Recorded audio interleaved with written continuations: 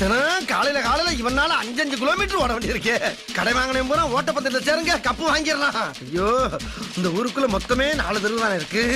இதே ஒரு மனுஷன் எத்தனை தடவை சுத்தி சுத்தி வருவான். முடியலையே, மூச்சு வாங்குது. நல்ல ஓட்டம். இவர் காப்பாத்துவாரு. பிடா தம்பி, அந்த கந்து வீட்டுக்காரன் என்ன விரட்டிட்டே வர்றான். நான் எங்க இருக்கட்டா சொல்லிடாத.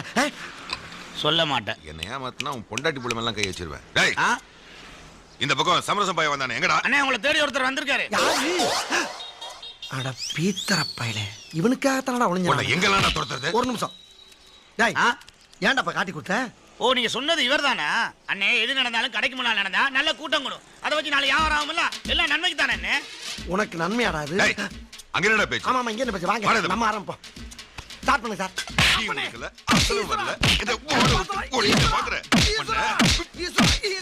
அப்பா போதுப்பா.